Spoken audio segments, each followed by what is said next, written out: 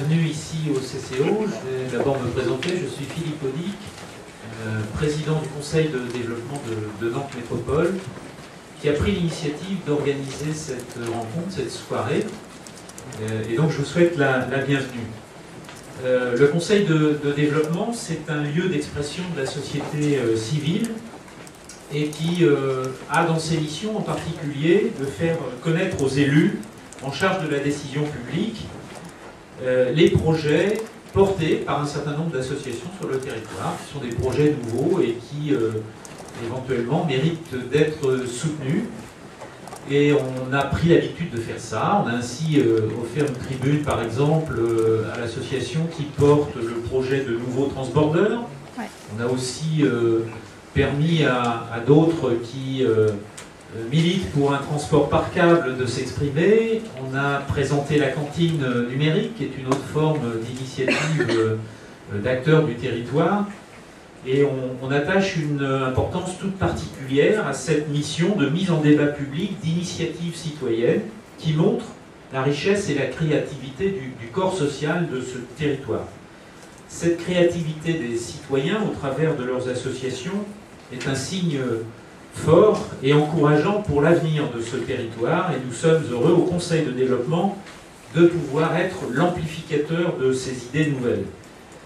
C'est dans cet esprit qu'on a pris l'initiative ce soir de recevoir l'association Projet Célestin qui œuvre pour la création d'un collège-lycée expérimental Freinet à Nantes.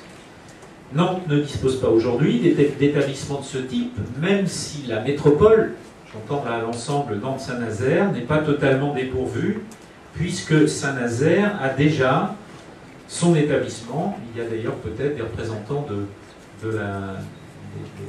du territoire de Saint-Nazaire ce soir dans la salle. Et au-delà de la seule présentation du projet, nous avons voulu élargir le débat en y conviant des invités d'autres agglomérations ainsi que des élus de ce territoire. J'ai le plaisir de saluer M. Orphelin qui représente le conseil régional ce soir et Mme Naël qui représente la ville et la communauté urbaine à la tribune. Notre objectif est d'abord de mieux faire connaître ce projet, mais aussi de mettre plus globalement l'accent sur la réussite éducative. Le Conseil de développement travaille aujourd'hui sur le projet de territoire à l'horizon 2030 et a déjà dit, dans ses premières préconisations, qu'il lui paraissait aussi important d'investir dans la petite enfance que dans l'enseignement supérieur. C'est une manière de dire que la question de l'éducation à tous les âges est centrale. Et comme elle ne doit pas être centrale que dans les discours, nous offrons un espace d'expression à ceux qui sont enseignants, élus, parents, qui œuvrent au quotidien et qui développent ces projets. C'est donc autour du projet porté par l'association de Célestin que nous allons débattre ce soir. Le débat va être animé par Thierry Guidet, qui est le directeur de la revue Place Publique, et à qui je vais passer le micro immédiatement. Merci Philippe. Inutile de le présenter puisque Philippe Audic vient de le faire. Donc Place Publique, c'est une revue que vous connaissez probablement, qui paraît tous les 2 mois, qui est une revue de réflexion et de débat sur les questions urbaines en général et sur le territoire de la métropole Nantes-Saint-Nazaire en particulier.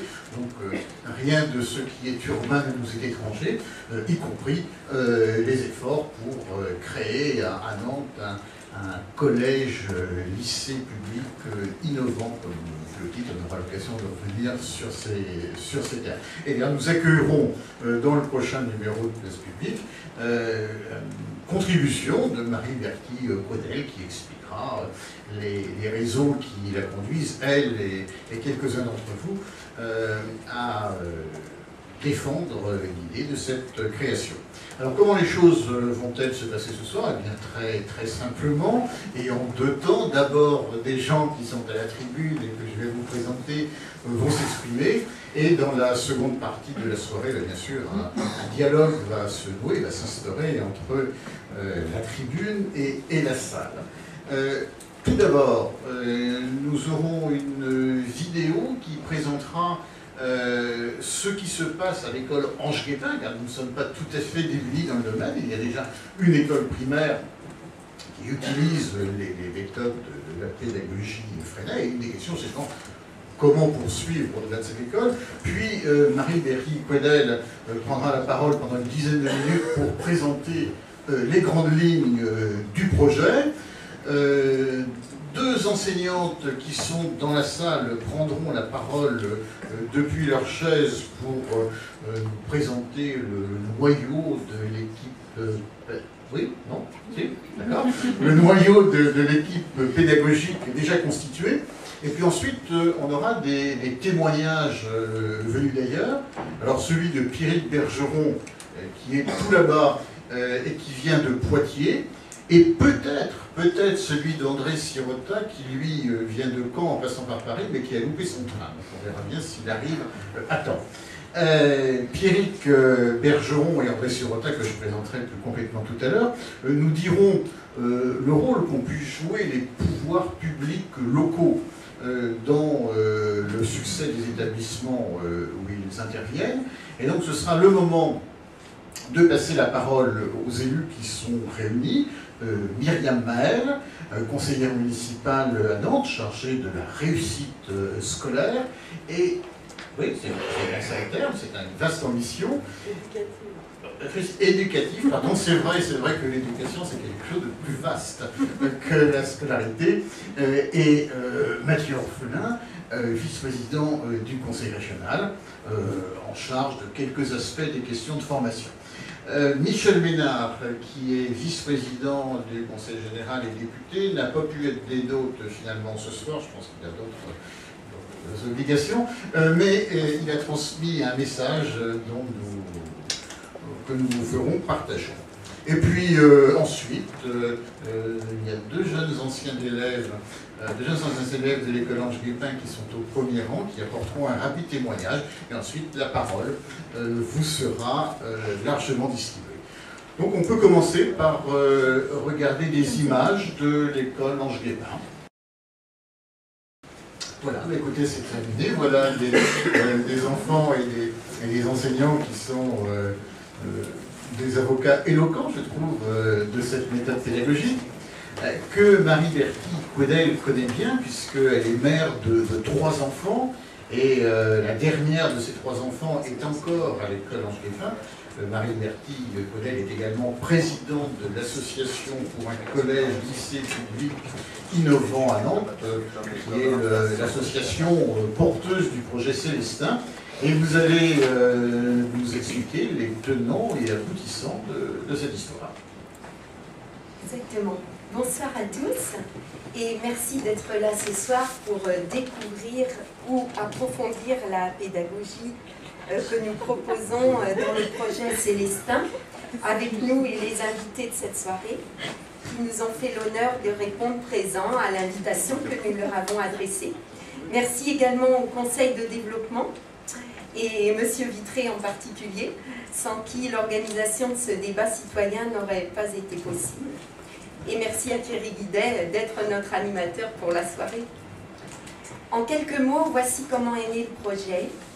L'association pour un collège-lycée public innovant porte le projet Célestin depuis octobre 2007 et est constituée de parents et d'enseignants qui militent pour l'ouverture sur l'agglomération nantaise d'un établissement d'enseignement public secondaire s'appuyant sur les principes de la pédagogie Freinet. Le projet a été baptisé Célestin pour Collège et lycée Freinet de Nantes, citoyen, coopératif et innovant. Un clin d'œil bien sûr à Célestin Freinet, l'initiateur du mouvement de pédagogie alternative aujourd'hui porté par l'ICEM, l'Institut coopératif de l'école moderne. À l'origine, des parents de l'école primaire publique Freinet Ange Guépin ont rassemblé leurs énergies pour mettre sur pied un projet qui non seulement donnerait aux Nantais une suite à cette école dont l'enseignement s'arrête brutalement en CM2, mais aussi la possibilité de faire un choix pédagogique pour leurs enfants au niveau de l'enseignement secondaire.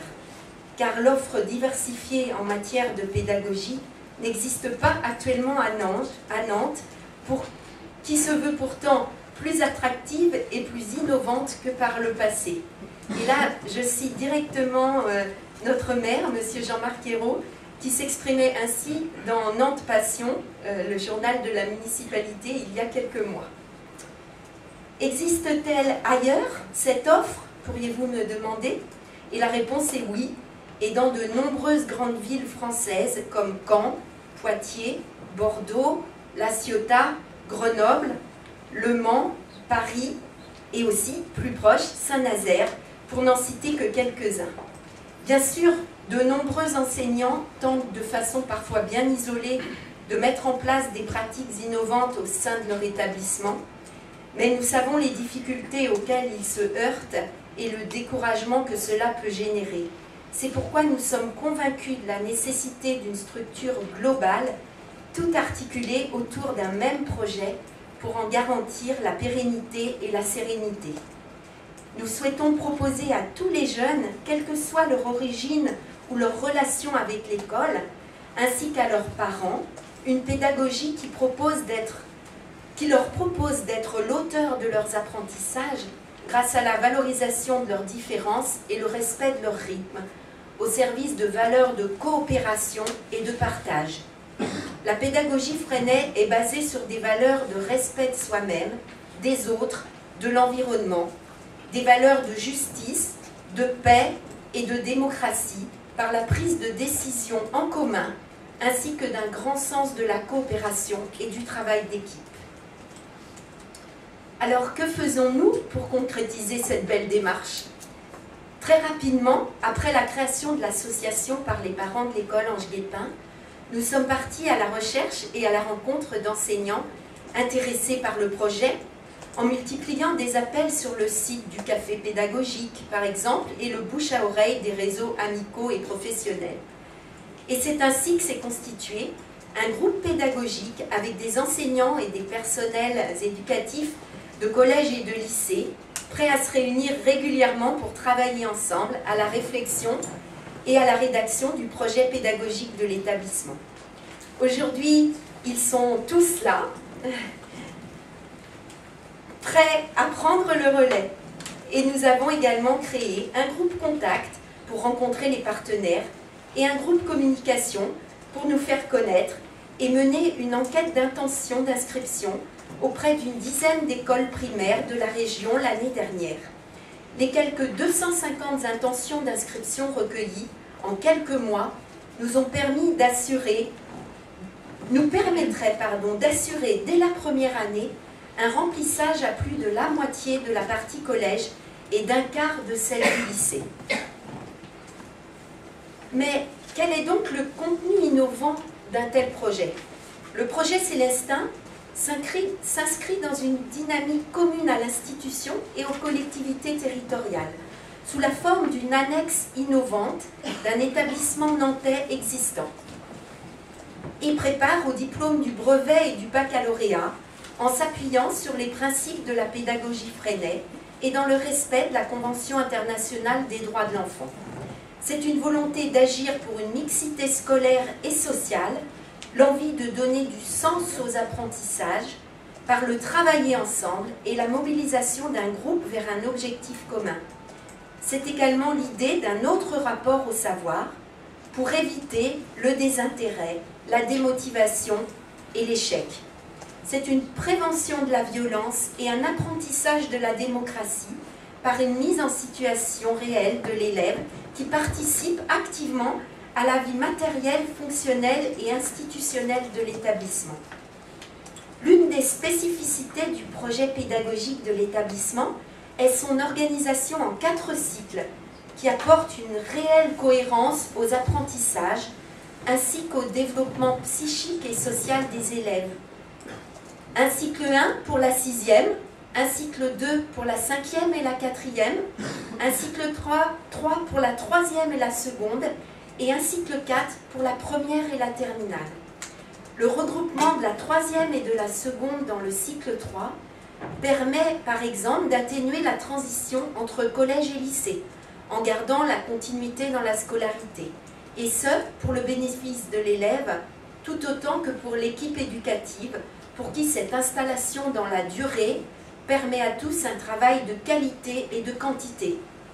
Cela rend également possible la mixité au sens large du terme, c'est-à-dire l'hétérogénéité d'âge, de niveau et de provenance sociale, tout en débouchant sur l'entraide, l'échange et le partage dans la vie scolaire et extrascolaire.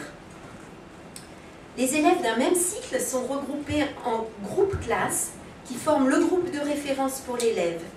Mais d'autres moments sont également l'occasion de regroupements différents. Et il peut être avec des élèves d'autres groupes classes ou de cycles différents. La vie de l'élève au sein de l'établissement est constituée de différents moments, donc les temps d'apprentissage de la vie citoyenne, les temps d'apprentissage liés à une ou plusieurs disciplines, cours par discipline, travail individualisé, ateliers, projets, quoi de neuf, conseil de vie de classe et de l'établissement. Et pour que tout cela puisse se mettre en place, l'ensemble des adultes de l'établissement travaillent en équipe et acceptent les principes fondateurs du projet. Être en accord avec la philosophie de l'établissement et s'insérer dans un travail d'équipe qui englobe la totalité du fonctionnement de l'établissement, tant sur le plan de l'enseignement que de son administration. La question importante ce soir pourrait être où en sont donc les avancées du projet aujourd'hui? En presque 4 ans d'existence, nous avons beaucoup travaillé. Les grandes lignes du projet sont écrites et nous avons eu de nombreux contacts avec les institutions qui vont décider de la concrétisation du projet. L'éducation nationale, bien sûr, avec le rectorat et l'inspection académique, et les collectivités locales, mairie de Nantes, conseil général et régional. Les élus chargés de l'éducation de ces dernières sont très favorables au projet, car il s'inscrit dans la droite ligne de leur politique menée en matière de réussite éducative et de recul des inégalités scolaires. La mairie de Nantes et le conseil général sont attachés à proposer une pluralité des approches éducatives dignes d'une grande agglomération et à améliorer la cohérence du parcours scolaire pour éviter la rupture entre école primaire et collège. Le conseil régional imagine bien également le projet comme centre de ressources pédagogiques pour les enseignants des Pays de la Loire, désireux de se former à une pédagogie différente. Mais je laisserai M. Orphelin s'exprimer bien mieux que moi sur ce sujet tout à l'heure. Plusieurs soutiens précieux se sont également manifestés. Celui de l'ICEM, l'organisme qui rassemble tous les acteurs du mouvement Freinet. Celui des CMEA, l'association d'éducation nouvelle et populaire. Celui de la FCPE, la Fédération des conseils de parents d'élèves. Nous avons également reçu celui de Philippe Mérieux, notre célèbre pédagogue français, en mai dernier, et celui du CIEN, le Centre international de recherche sur l'adolescence, dont les chercheurs sont prêts à accompagner les premiers pas du futur établissement. Et nous souhaitons également profiter de cette soirée pour lancer officiellement une liste de soutien au projet. Et c'est la raison pour laquelle vous avez trouvé sur votre siège un petit coupon sur lequel vous pouvez indiquer vos noms et coordonnées pour figurer sur cette liste. Un grand merci d'avance et à vous, et un merci déjà à Philippe Mérieux, Mathieu Orphelin et Michel Ménard, qui ont été les premiers à souhaiter y figurer. La création d'un nouvel établissement est un jeu d'équilibre complexe entre collectivité locale et éducation nationale. Aujourd'hui, une réelle avancée s'est faite puisque nous avons obtenu un accord de principe officiel de la part des représentants chargés de l'éducation, du Conseil régional, du Conseil général et de la mairie de Nantes, qui se sont rencontrés cet été et qui ont décidé de missionner conjointement un cabinet d'experts chargé de réaliser un audit pour chiffrer le coût du projet Célestin. L'étape suivante consiste à formuler une demande officielle de la part de ces collectivités auprès de Madame l'inspectrice d'académie et de Monsieur le recteur, afin de pouvoir travailler ensemble aux différentes possibilités de concrétisation du projet. Beaucoup de choses vont donc être mises en œuvre avec comme objectif une ouverture possible à la rentrée 2013. C'est donc le moment de rassembler toutes les énergies pour que Célestin puisse voir le jour le plus rapidement possible. La prochaine échéance à laquelle nous désirons vous convier est notre soirée d'assemblée générale annuelle qui se tiendra le 23 novembre prochain à l'école Ange-Guépin à partir de 18h30 autour d'un moment convivial d'échange et de réflexion sur le projet Célestin. N'hésitez pas à venir si vous désirez participer au projet ou simplement le soutenir. Toutes les informations sont consultables sur notre site internet www.projetcelestin.fr et je vous remercie tous pour votre attention. Et le blog. Et le blog. Et le blog, dont je ne connais pas encore le nom, mais qui, je crois, figure sur le petit coupon de notre liste de soutien. Projet Célestin.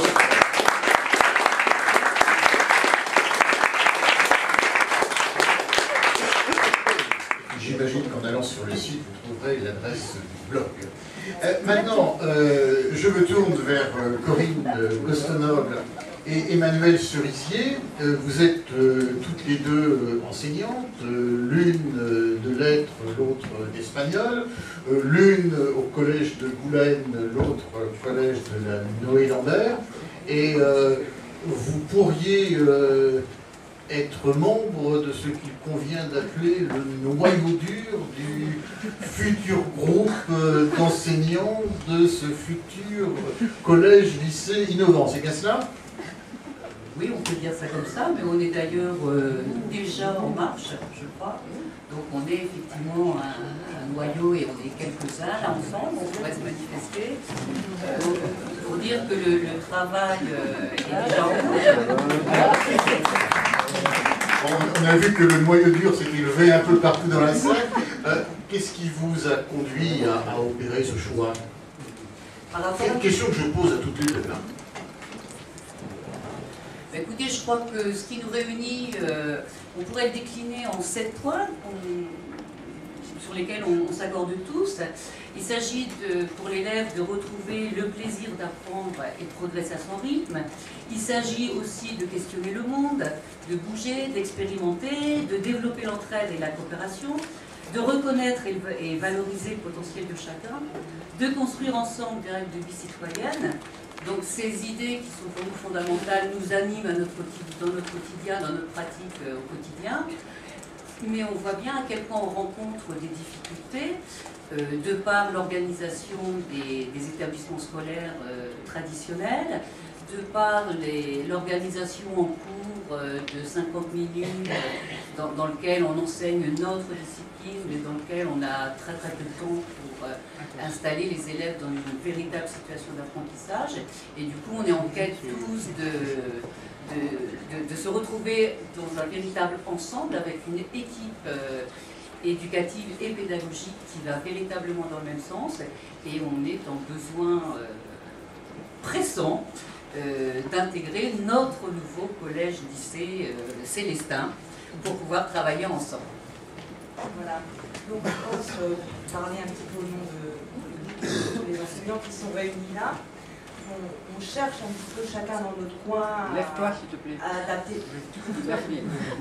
Je disais que nous cherchons chacun un petit peu dans nos établissements, alors quelquefois seuls, quelquefois avec une petite micro-équipe, à développer des pratiques un petit peu différentes, une pédagogie qui se rapproche de la pédagogie freinéenne, en tout cas à innover, mais on se trouve limité par ce que disait Corinne, et conscient maintenant que ce n'est pas l'enseignant tout seul dans sa classe qui peut faire quelque chose pour vraiment amener les élèves à la réussite. Il faut vraiment qu'il y ait un travail d'équipe et une philosophie, une manière d'enseigner partagée. Alors, expliquez-nous comment va se constituer le corps enseignant de ce futur établissement. On attend que des volontaires se déclarent dans les collèges et lycées environnants. Et s'il y a 3 profs d'espagnol et pas de profs d'anglais, comment on fait? Bon, là, on a déjà une équipe qui permet de lancer le dispositif tel qu'il est prévu avec le nombre de places prévues. Donc on a déjà un certain nombre d'enseignants des différentes disciplines. Et donc là, on a pointé, on s'est réunis il y a à peu près 3 semaines, on a pointé les manques qu'on avait et on fait des appels encore pour essayer de trouver des enseignants qui manquent dans les disciplines où on n'a pas encore, par exemple en histoire-géographie. Donc alors, qu'est-ce qui manque? On peut lancer un appel au candidat là. histoire-géographie, Philo.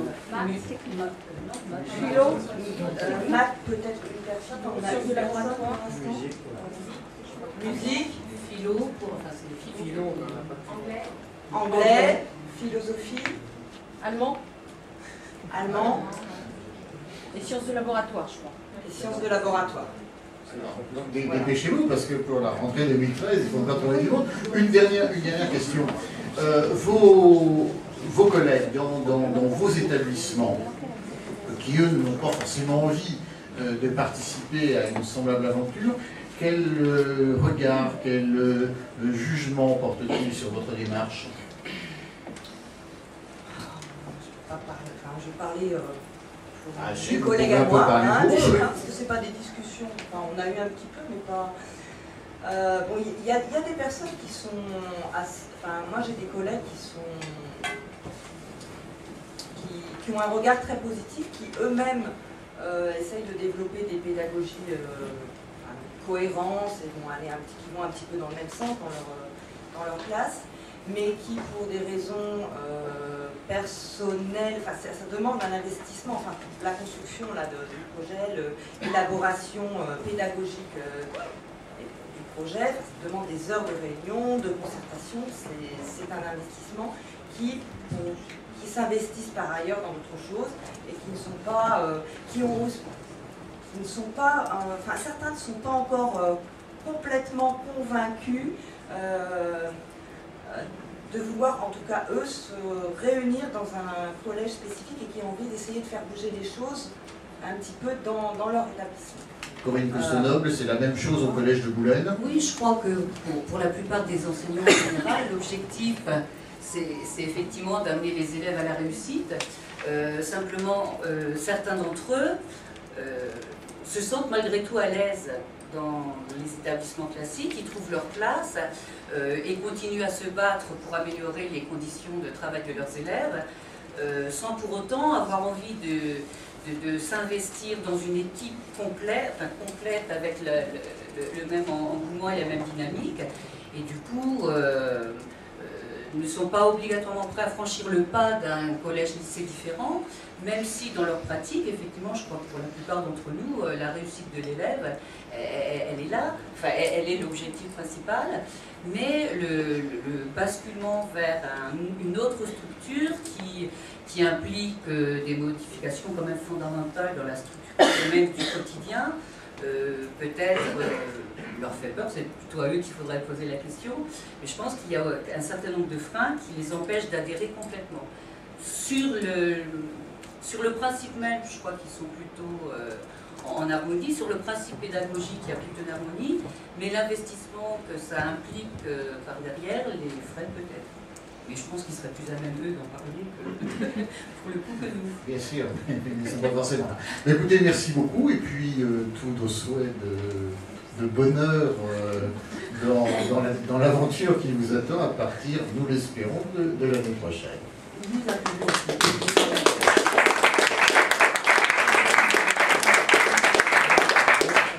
Je me tourne tout à l'autre bout de la tribune pour demander à deux témoins, mais qui sont des postes d'observation différents, d'intervenir.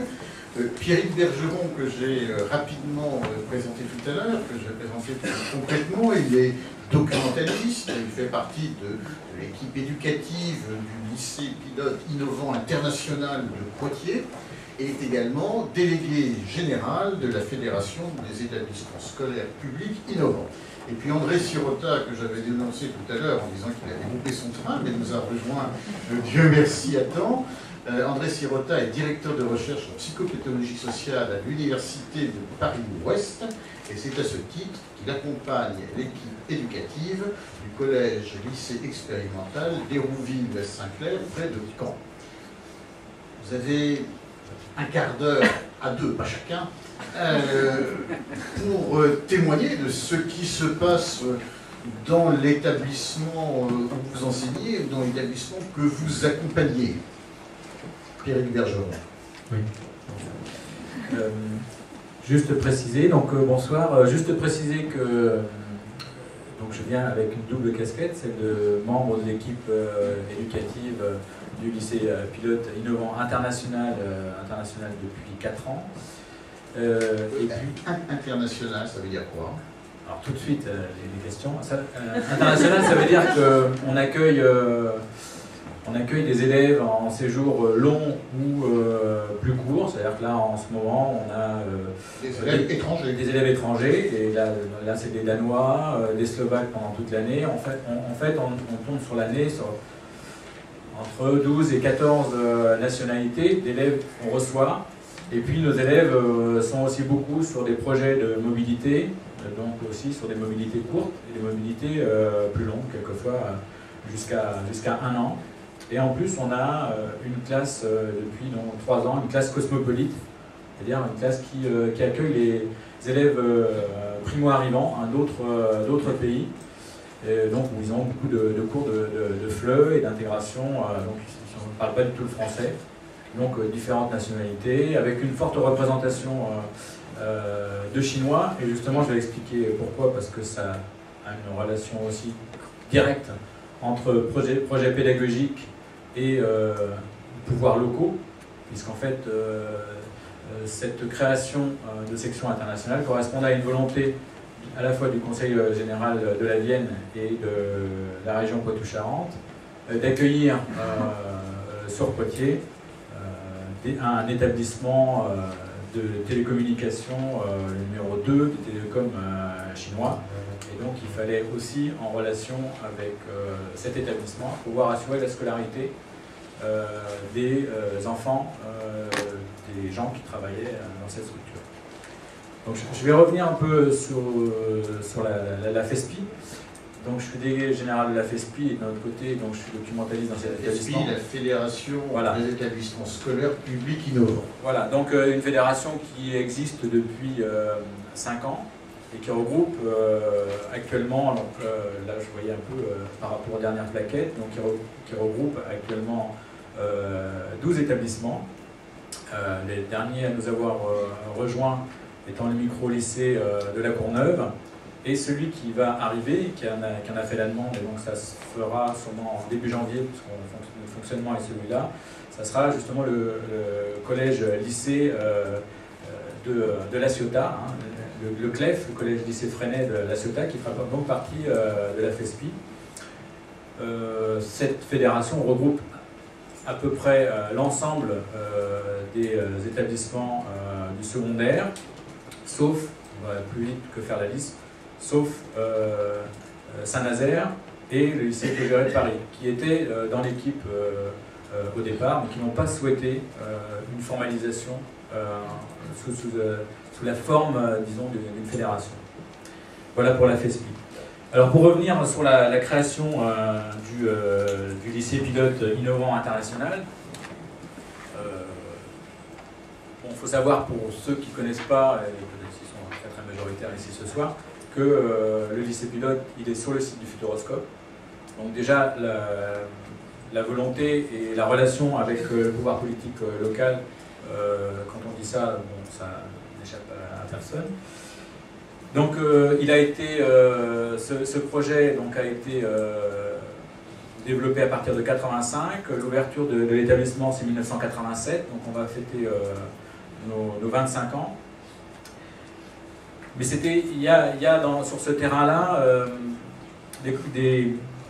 vraiment des dimensions particulières, puisqu'on avait à la fois le pouvoir politique, donc la décision de le construire a été prise par René Monori, donc président du Conseil général de la Vienne, en relation avec, à l'époque,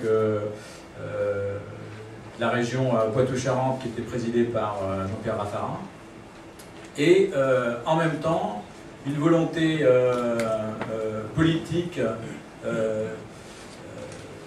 de l'autre côté, on va dire, hein, puisqu'il s'agissait à l'époque de Chevènement, hein, donc, qui était ministre, et qui se sont entendus sur la mise en place de ce projet-là, projet qui a été confié à une équipe pédagogique, c'est-à-dire qu'en fait, les politiques souhaitaient avoir sur l'ère du Futuroscope, dont ils voulaient faire une ère de formation globale, un lycée différent, avec un recrutement national. Et il avait choisi de le faire avec une forte attractivité au niveau des technologies nouvelles, bon, ce qui est resté, mais qui n'était pas le seul élément différent. Et par contre, après, sur l'intérieur du projet, ça s'est fait en accord avec le recteur de l'époque, M. Bianciotto, et avec une équipe qui a été constituée en 1985, et qui était une équipe de pédagogues, et qui ont développé ce projet pendant un an, avant de l'ouverture en 1987. Donc, l'établissement a été mis en place sur ce site, et depuis, il y a eu toujours un soutien des collectivités locales à l'appui de cet établissement. Alors pour revenir un peu sur les péripéties et sur l'histoire de cet établissement,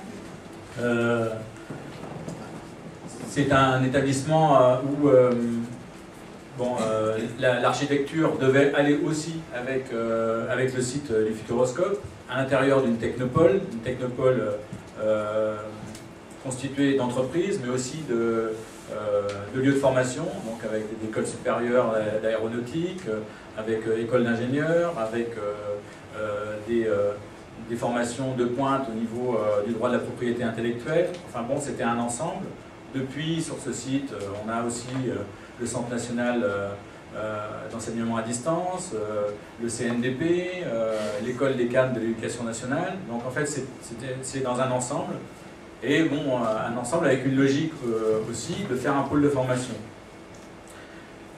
Par rapport à cet établissement, dire très rapidement quelques caractéristiques. Donc des filières d'enseignement général dès le départ, avec un accent fort sur deux identités, la créativité avec les arts plastiques d'un côté, et de l'autre côté des aspects technologiques avec des filières de pointe, hein, donc avec des sciences et technologies industrielles de pointe, puis deux BTS, donc actuellement deux BTS aussi donc axés sur des techniques de pointe, puisqu'on a un BTS sur le contrôle et régulation automatique, et puis un sur l'informatique et la gestion des réseaux. Donc ça, c'était voilà, le projet dans son enveloppe. Actuellement, c'est 475 élèves, donc seconde, première, terminale.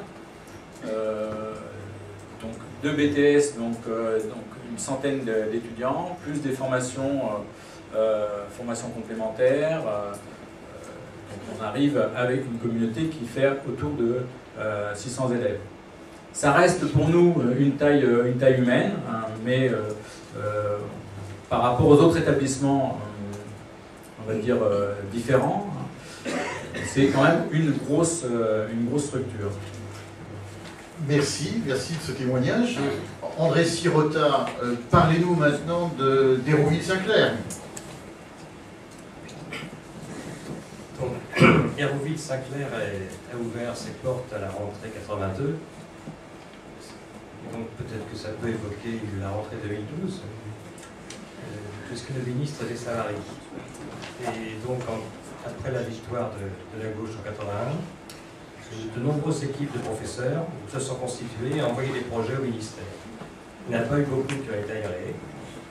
Donc, en tous les cas, celui de Hérouville-Saint-Clair a été agréé. Et donc, l'équipe qui avait travaillé pendant toute une année pour écrire ce projet a dû, en somme, se lancer, s'arracher à son milieu. Alors, je me dirais un petit mot là-dessus. Puisque moi je ne suis pas un acteur interne des établissements scolaires ordinaires ou innovants, mais depuis très longtemps maintenant j'accompagne des équipes, soit dans des établissements ordinaires, soit dans des établissements innovants, qui en somme s'investissent au fond pour des projets délimités ou pour des projets d'ensemble. Et ce que l'on peut dire, premier énoncé que je peux dire, parce qu'il faut parler brièvement, c'est que l'un des métiers les plus éreintants est celui de professeur et d'éducateur. Donc, quand on s'éreinte, ça veut dire qu'on perd de l'énergie. Et donc, il est très important de modifier complètement l'image qu'on a et donc la conception d'organisation de la semaine et des temps de travail pour que, périodiquement, il y ait des temps pour penser, pour parler de ce qui advient, pas simplement pour faire ou pour décider de modalités pratiques, mais pour analyser ce qui se produit et notamment les effets de souffrance que produit la relation avec les jeunes générations ou avec les collègues, parce que c'est pas toujours facile, de telle façon de réguler tout cela. Et ça s'appelle des temps pour penser et pour analyser. Moi, c'est ce que je fais depuis 1983, fin 82, fin 83. Et donc, c'est ça qui permet à des équipes de durer, à des personnes de partir, de quitter ce qu'elles ont aimé, et à des nouveaux d'arriver. Ça, c'est indispensable. Un autre point que je voulais souligner, c'est justement, en liaison avec ce que je viens de dire, c'est le renouvellement du plaisir à s'occuper d'autrui. Puisque quand on est éreinté, on n'a plus envie. On aimerait bien que l'école soit vide. Donc, quand on commence à réfléchir à ce qui se passe, à ce qui advient, pourquoi on souffre, pourquoi ceci ou cela, dans 95% des cas, il y a un travail qui se fait à l'intérieur de chacun et en équipe, qui fait que, au fond, on retrouve de l'énergie et du plaisir à travailler avec les collègues et avec les élèves ou avec les enfants, puisque les deux concepts sont consubstantiels dans une école innovante. Alors, l'autre point que je voudrais dire, c'est que souvent les pouvoirs publics, on les comprend, aimeraient qu'on propose des modèles duplicables. Alors, là-dessus, c'est impossible.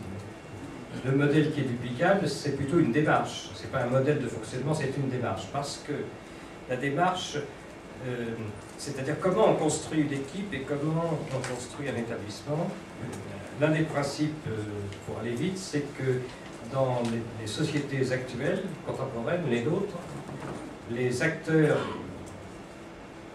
d'une organisation doivent être co-auteurs des modèles de fonctionnement, autant pédagogiques qu'institutionnels. C'est-à-dire que les modèles ne doivent pas être prescrits. Sinon, on ne peut pas les investir et comprendre pourquoi. Dans les établissements innovants, la direction, en tous les cas c'est le cas du CLE, est élue. Ça veut dire que tout professeur peut, au cours de sa carrière, être candidat à une fonction de direction, parce qu'il n'y a pas que le chargé de direction, il y a toute une équipe de direction. Il y a donc des corps intermédiaires ou des cadres intermédiaires. Et ça change complètement la relation des professeurs à l'autorité. Et c'est indispensable, puisque les professeurs, de mon point de vue, sont des cadres, au sens soutiennent un système social, soutiennent un système d'autorité, et pour ça, ils doivent être en position institutionnelle de cadre, et donc pouvoir être tour à tour, éventuellement chef d'établissement. Ça change beaucoup de choses, et ça change la façon dont on est présent en classe avec les élèves. L'autre chose, je veux simplement évoquer ceci, c'est que donc il y a 3 jours, j'ai été invité à l'école collège de Grosly à Saint-Mandé, et je suis arrivé pendant un inter-déjeuner, et j'ai vu donc des élèves de cours préparatoires qui étaient en train de mettre la table dans une atmosphère qui m'a en somme surprise, bien que intellectuellement je ne l'ignore pas, mais de le voir, je me suis dit voilà une école où les enfants viennent avec plaisir. C'est aussi ce qu'on constate quand on va au CLE, c'est-à-dire qu'il y a des relations positives, ça ne veut pas dire qu'il n'y a pas de tension et de conflit, mais un établissement comme le CLE ou comme d'autres dispose des structures, des dispositions réglementaires pour régler les problèmes qui se posent. Et sans nécessairement les renvoyer à des spécialistes internes ou externes. Je m'arrête là et éventuellement j'interviendrai plus tard. Ah ben bien sûr, chacun aura l'occasion d'intervenir plus tard, notamment quand la parole sera donnée à la salle.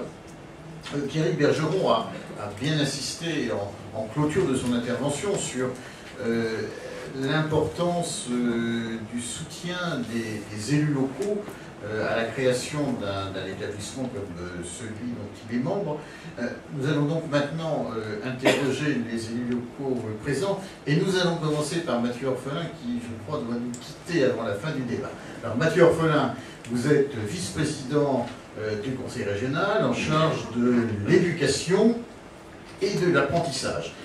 Expliquez-nous pourquoi vous soutenez ce projet de collège-lycée innovant.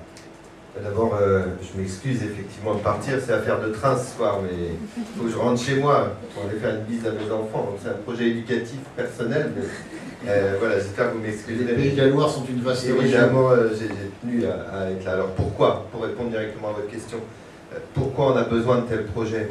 Parce que le système éducatif aujourd'hui montre ses limites. Hein, on a beaucoup parlé de l'étude PISA internationale. Moi, les deux choses que j'ai retenues, la première, c'est que le système français est un des seuls systèmes occidentaux qui augmente les inégalités. Et on le voit bien, ceux qui ont lu le monde encore aujourd'hui voient l'ascenseur social complètement en panne dans le système français, et même en régression.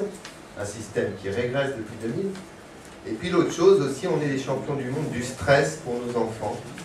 Là aussi, dans PISA, c'était très net avec cette compétition permanente que certains veulent faire commencer maintenant dès la maternelle, ces derniers jours, voilà, où on va commencer à stigmatiser dès la maternelle ceux qui auraient plus de difficultés ou plus de... Voilà.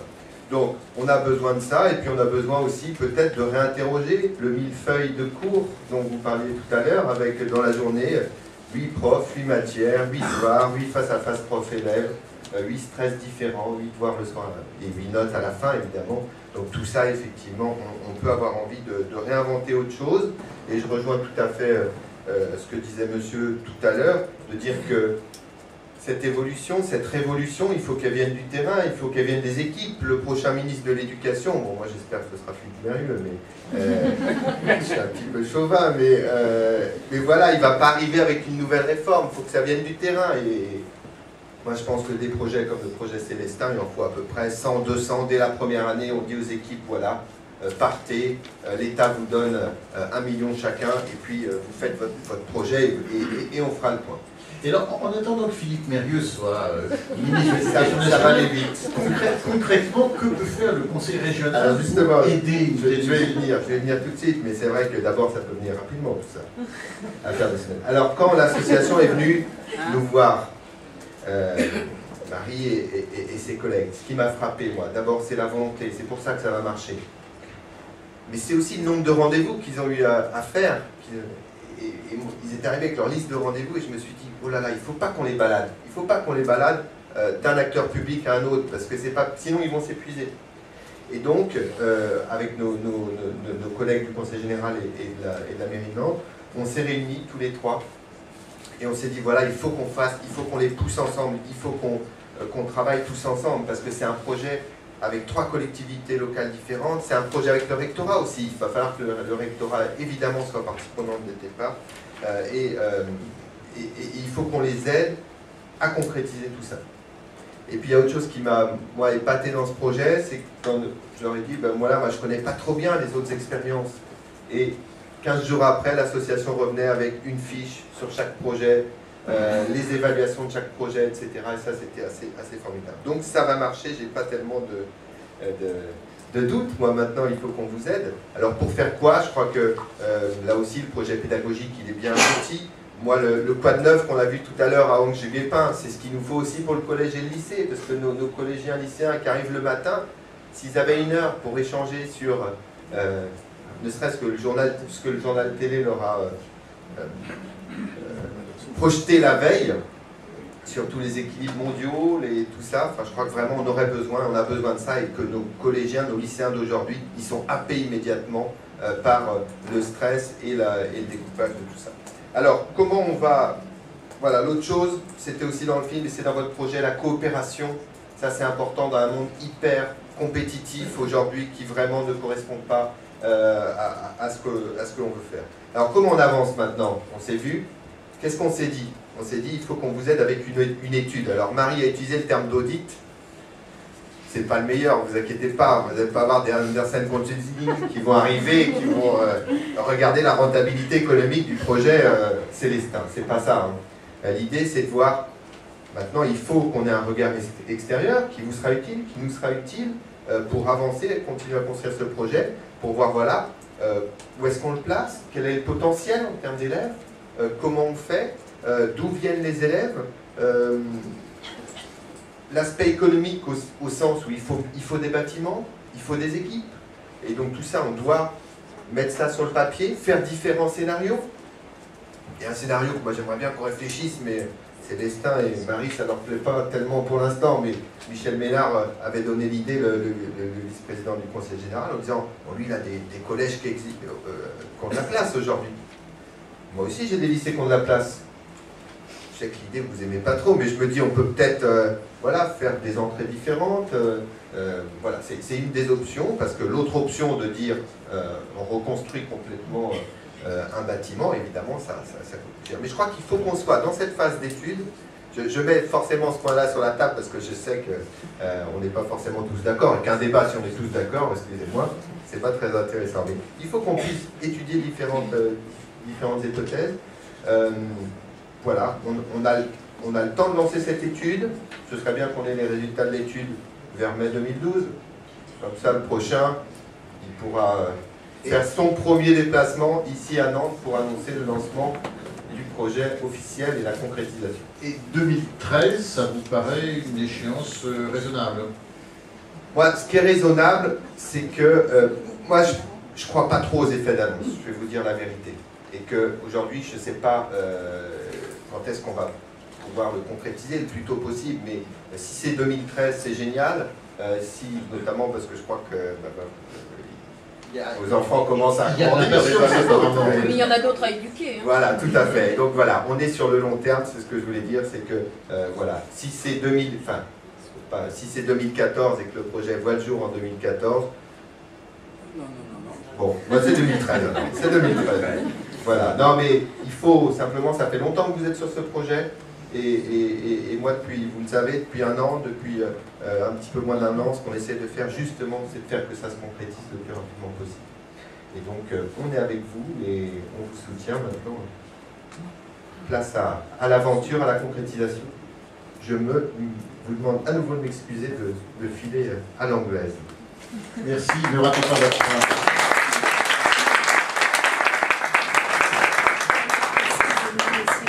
Malheureusement, on a dans la salle un peu le même problème que M. Faudin, nos deux intervenants, anciens élèves. Bon, eh ben c'est pas grave, on va inverser un peu l'ordre des préséances. Donc nous avons deux anciens élèves d'Ange Guépin dans la salle qui n'ont pas de nom, ils n'ont que des prénoms. Il y a Valentin qui aujourd'hui est comédien au sein de la compagnie des Maladroits et Rémi qui est aujourd'hui animateur. Enfin, je ne dispose que de leur prénom. Un rapide témoignage sur oui, mettez-vous debout. Alors vous êtes... Alors moi je suis Valentin Paguebot. Valentin Paguebot, donc vous avez bien un nom. Ça s'est passé comment votre scolarité? Alors, vite fait, mais... Faut parler dans le micro. Plus près. Collez, là c'est mieux. Voilà. Alors, en fait, moi je suis dyslexique.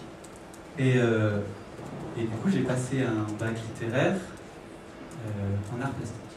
Donc ça c'est un peu mon parcours.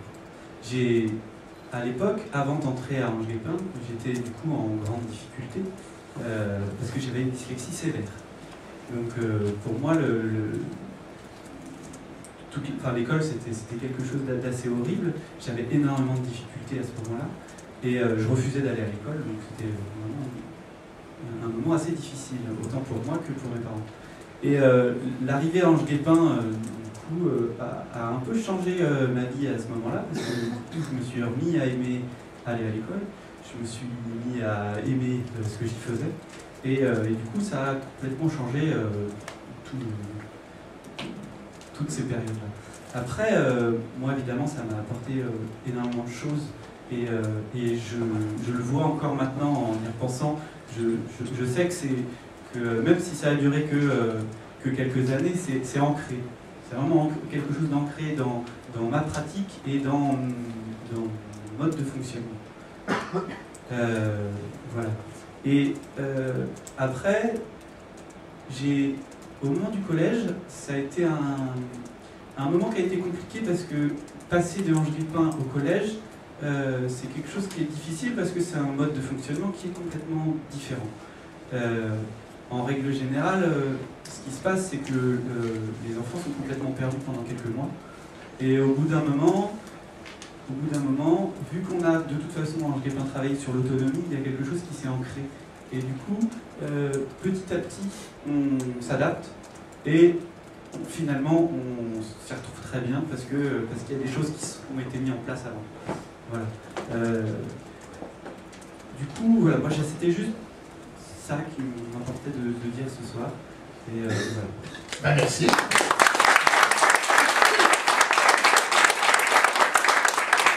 Rémi, racontez-nous vous aussi notre histoire. Même question. Oui, même question, et micro aussi très près de la bouche. D'accord. On m'entend là, c'est non? Ah, oui, merci. Alors, moi, je suis entré en Angers par hasard, pour des raisons géographiques, je veux dire, parce que c'est à proximité de chez moi. Et je partage avec Valentin l'avis que ça fait changer pas mal de choses dans mon parcours. Aujourd'hui, je suis animateur socioculturel. Je milite dans une association d'éducation populaire qui défend des valeurs d'éducation nouvelle. Je souhaite mettre en place au niveau de l'animation avec les enfants que j'ai à la charge des pratiques proches de celles que j'ai pu vivre en Angers-les-Pins. Et j'ai fait des études en lien avec ce que j'avais vécu pendant mon enfance, puisque j'ai fait des études en sciences de l'éducation. Donc voilà, ça a eu une petite influence sur la poursuite de ma vie. Au niveau du coup du passage en 6e, parce qu'il y avait un peu ces deux axes-là où on nous demandait d'intervenir, moi j'ai une petite anecdote que j'aime bien raconter. C'est mon premier contrôle en fait, en 6e. C'est un contrôle de conjugaison. Et donc le professeur, la professeuse, et me dit, et donne donc à l'oral s'il fallait conjuguer donc le verbe avoir au subjonctif imparfait, le verbe tenir, et moi sur ma feuille, je notais, parce que j'étais un peu stressé aussi, c'était mon premier contrôle, je notais ce qu'elle me disait en fait, le verbe avoir au plus que parfait, non, parce que j'avais pris l'habitude d'avoir le temps de réfléchir en fait, je l'ai pas. Et du coup, quand elle a terminé de lister tous ces trucs-là, au bout d'environ 10 minutes, elle a commencé à ramasser les copies. Et moi, j'ai fait « Oh là là là là, ça va pas du tout, ça va pas du tout !» Parce que, en fait, j'avais noté tous les intitulés. Donc, vite fait, j'en ai rempli 2, juste avant de rendre la copie. J'ai donc eu 2 de moyenne pour ma première note au collège. Voilà, donc c'est un peu pour souligner la différence qu'il peut y avoir entre des pratiques telles que celles qu'on peut vivre en Angers-les-Pins et ce qu'on peut vivre au collège. Donc du coup, moi au collège, au début ça a été compliqué. J'étais impertinent ou ce genre de choses, ce qui m'a marqué. C'est-à-dire que je m'adressais aux adultes, en fait, je leur parlais. Il y avait la réponse qui me revenait tout le temps, qui était « mais tu me réponds pas !» Alors que moi j'avais pris l'habitude, quand j'étais pas d'accord avec un adulte, de lui dire là, juste, moi, je pense ça. Et du coup, c'était très déstabilisant pour les professeurs. Voilà. Et au final, comme l'a dit Valentin, je me suis fabriqué une carapace, en fait, parce que les années de collège, c'est quand même des années très violentes dans la vie d'un élève, avec beaucoup de choses qui changent, et souvent pas très accompagnées, ces choses-là. Et du coup, je me suis fabriqué une carapace, et puis ça a été, hein. Je m'en suis sorti. Voilà. Merci.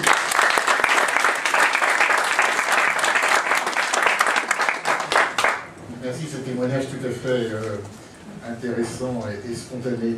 Nous allons reprendre le fil de la conversation avec les élus et je vais interroger Myriam Naël qui, comme je l'ai dit tout à l'heure, est conseillère municipale à Nantes et déléguée à la réussite éducative et surtout pas à la réussite scolaire. Je serais tenté de vous poser la même question qu'à Mathieu Orphelin. Pourquoi la ville de Nantes soutient-elle ce projet de collège, lycée, public innovant?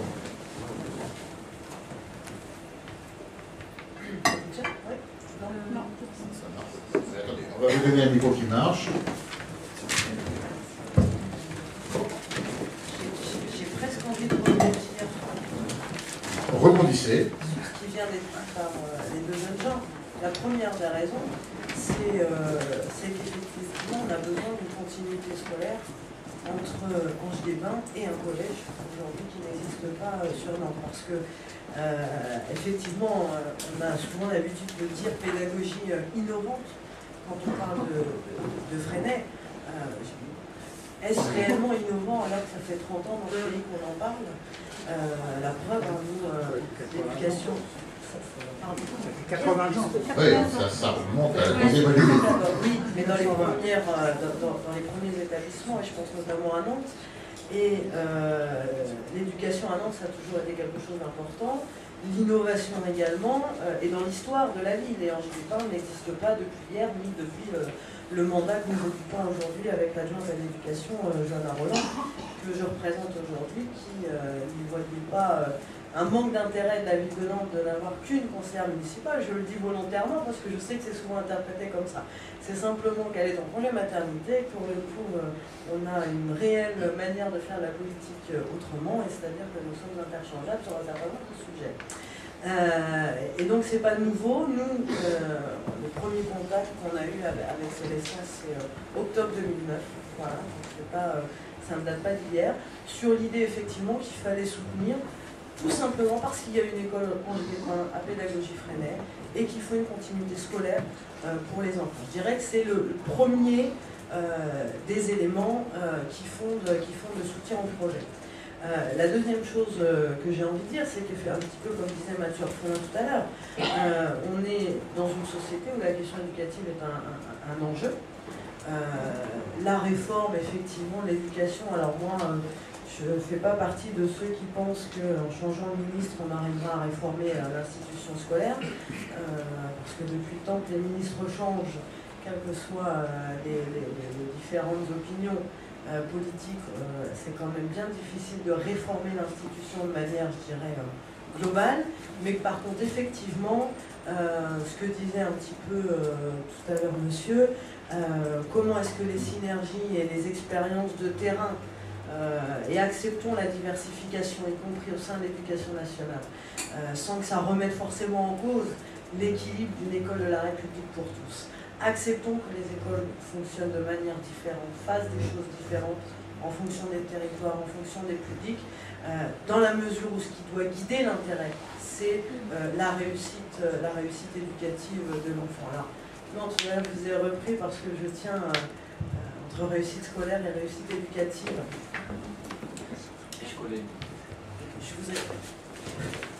Je vous ai repris tout à l'heure sur la notion de réussite. J'ai retenu la leçon. Voilà, c'est tout simplement parce que on retrouve dans ce concept de réussite éducative tout à fait les valeurs de Freinet, dans le sens où finalement c'est pas le résultat ou la mention très bien au baccalauréat qui va compter, mais la capacité à devenir un adulte libre, citoyen, critique, et libre notamment de choisir son propre parcours. C'est vraiment ce qui nous guide aujourd'hui, nous, à la ville, dans notre ambition politique. Quand on crée l'école de la deuxième chance, c'est avec cette philosophie-là. Quand on travaille au service public de la réussite éducative avec les acteurs des territoires, en expérimentant des choses de manière micro et en acceptant en tant qu'élu, j'entendais tout à l'heure souvent les pouvoirs publics demandent à avoir des grandes annonces qu'on peut vendre dans le journal. Nous aujourd'hui à Nantes, on a envie d'accepter de travailler à des choses petites, macro, mais qui produisent des effets certains. Alors concrètement, que fait la ville, que peut faire la ville en faveur de ce projet? Alors aujourd'hui, ce qui est clair, c'est effectivement ce qu'a dit Mathieu Orphelin, le positionnement sur voilà, ce que vous avez appelé d'audit, mais en tout cas l'accompagnement et le financement, tout simplement, mettre de l'argent à un moment donné sur la table pour accompagner cette étude. C'est se positionner et interpeller l'inspection académique, parce que rappelons quand même que les collectivités locales n'avons pas les compétences premières sur le temps scolaire et que ça reste, et c'est bien normal, de la compétence de l'éducation nationale, et que c'est bien à un moment donné à l'éducation nationale de se positionner sur le soutien ou non à l'ouverture de cet établissement, et c'est de travailler avec nos partenaires que sont le Conseil général sur la question des locaux, puisque nous n'avons pas cette compétence à la ville, c'est pas nous qui avons le patrimoine scolaire, c'est tout bête, mais à un moment donné on est chacun dans ses carcans, sauf que là, et je crois que c'est peut-être le moment venu où les trois collectivités sont d'accord. Voilà. Aujourd'hui c'est ça. L'évolution depuis 6 mois, les 3 collectivités sont d'accord pour y aller. Alors ça ne veut pas dire que c'est facile.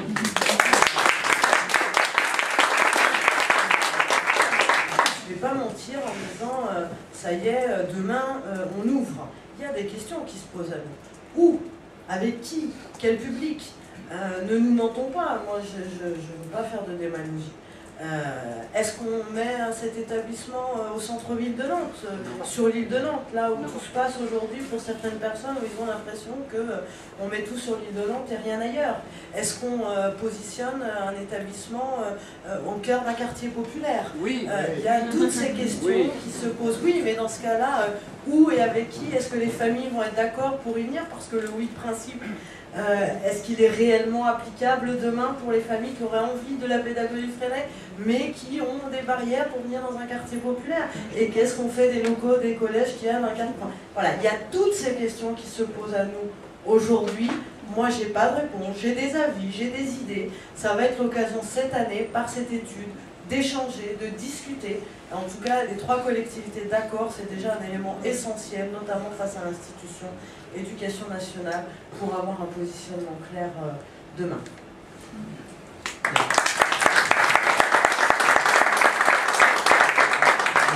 Je vous repose l'ultime question que j'ai posée également à Mathieu Orphelin. Est-ce que 2013 vous paraît une échéance raisonnable? Vous n'en savez rien. Bien. Joker. Oui, sincèrement, ça dépendra. Enfin voilà, on va être plusieurs à travailler, à discuter, il va falloir se mettre d'accord. Des fois ça prend du temps, des fois ça va vite. Je peux pas, vraiment, je ne prends pas d'engagement, ça ne sert à rien.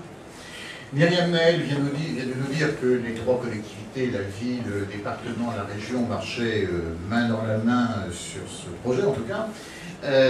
Michel Ménard n'a pas pu être des nôtres, mais il nous a transmis un message dont vous allez nous porter notre connaissance. Tout à fait. Il nous a adressé le courrier que je vais vous lire hier soir, avec l'idée que nous puissions le lire devant vous. Donc, voici la teneur de son courrier. Au cours de notre entretien du 29 septembre, vous m'avez informé de la rencontre organisée par vos soins et le Conseil de développement ce 13 octobre au Centre de communication de l'Ouest. Le trop court délai ne me permet malheureusement pas de me rendre disponible. Toutefois, j'ai choisi de vous confirmer dès aujourd'hui nos engagements pour contribuer de cette manière au débat et à l'évolution de ce projet. Je considère qu'il est important, dans une perspective de réussite pour toutes et tous, que cette approche éducative soit accessible aux différentes étapes de la scolarité. Aussi, il serait effectivement pertinent de proposer en Loire-Atlantique ce type d'enseignement au niveau du secondaire. Ainsi, soulignant l'attention du Conseil général de Loire-Atlantique à ce projet, j'ai diligenté un travail d'analyse auprès des services départementaux à l'échelle de l'agglomération nantaise. Elle contribuera à identifier les lieux d'implantation possibles. Ce travail se réalisera en concertation avec les autres institutions, tout particulièrement la ville de Nantes et le conseil régional, au regard de sa compétence en matière de lycée. Je vous prie d'agréer l'expression de mes salutations distinguées, Michel Ménard.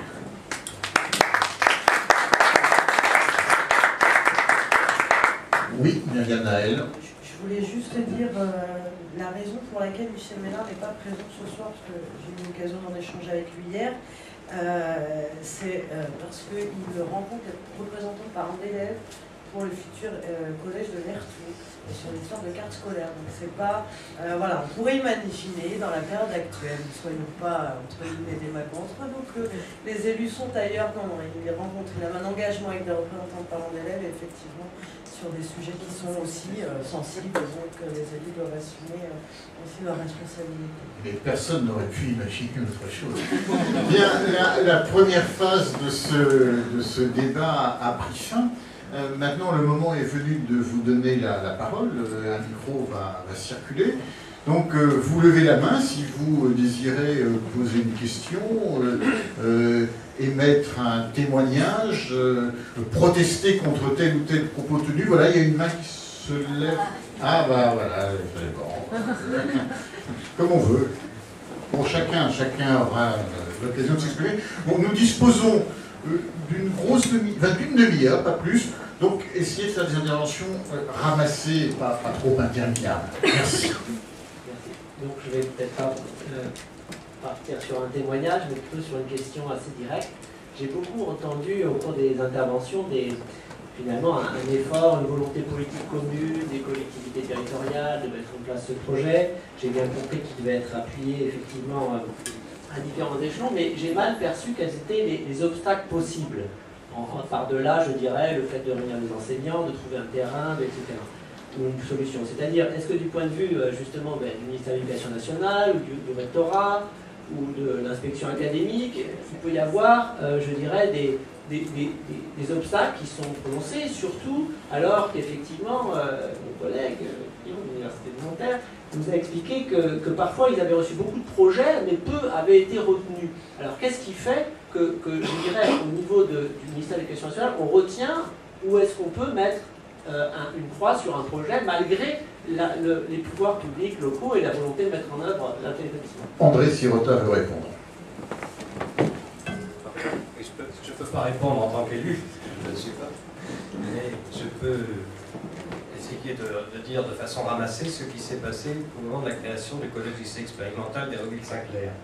À partir du moment où le ministère a agréé le projet, des locaux provisoires ont été trouvés à côté de Caen. Et puis, quelques mois plus tard, un foyer de jeunes travailleurs a été réaménagé. Et donc, le lycée a commencé comme ça, à 200 élèves et 20 professeurs. Le collège-lycée, et ensuite, après une longue maturation, un établissement neuf a été construit. Les plans ont été conçus avec les professeurs.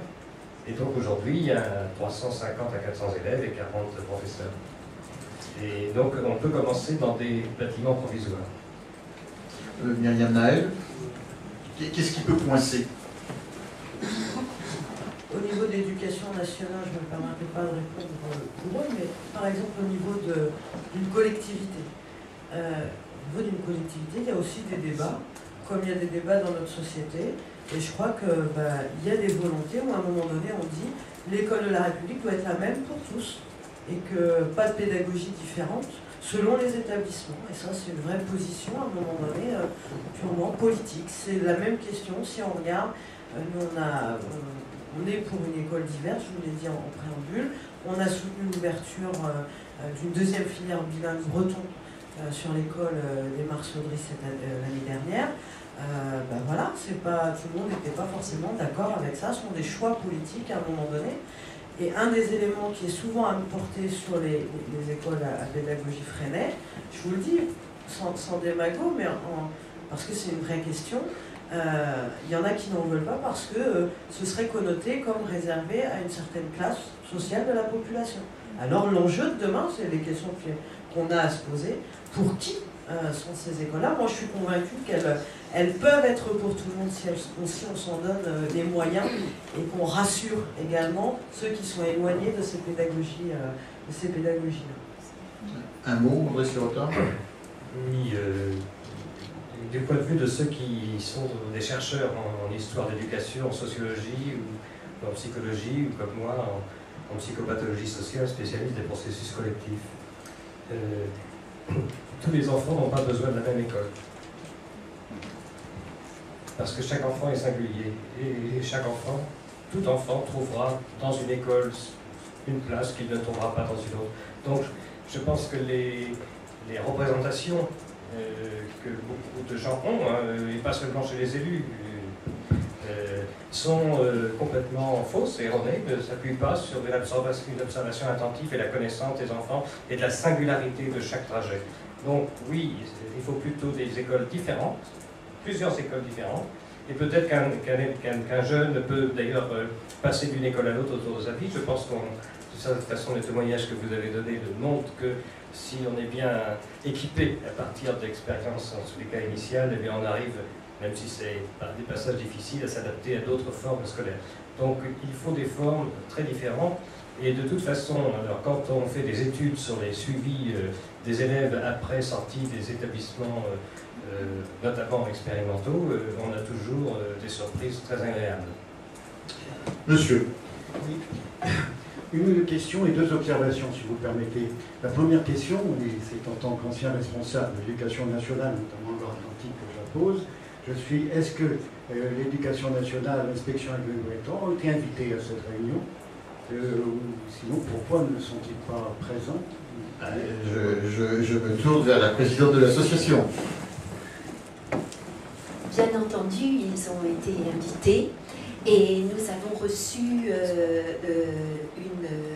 un message de la part de notre nouvelle inspectrice d'académie qui vient tout juste de prendre son poste et qui donc s'est excusée de ne pouvoir se déplacer ce soir. Votre question est toutefois intéressante puisque par contre, effectivement, nous n'avons reçu aucune réponse à notre invitation de la part de nos interlocuteurs au rectorat. Votre deuxième question? Oui, donc là c'est une observation plutôt. Concernant le témoignage d'Ange Lupin tout à l'heure, les mots-clés ici dans cette pratique, c'est le respect de l'enfant, c'est le respect aussi des parents, c'est l'autonomie. Et elle était évoquée, je crois que c'est par vous, Madame la Présidente, à un moment, la Convention internationale des droits de l'enfant. Et je pense qu'en fait, ici, on a peut-être une entrée qui permet, et on essaie de le faire dans des écoles et dans des collèges, de faire vivre véritablement cette convention dont l'article 12 est au cœur même de toute cette participation et fait que dans toutes les affaires les concernant, les enfants doivent être amenés à participer et doivent être non seulement consultés, mais associés aux décisions. Alors je crois qu'en fait, ce qu'il faut voir, c'est que ce qui existe à Ange-les-Pins existe déjà ici ou là, de façon peut-être insuffisante, mais je crois que c'est vraiment un point d'accrochage et que ceci devrait être envisagé. Enfin, le deuxième autre remarque, c'est un petit peu une appréhension devant ces expériences.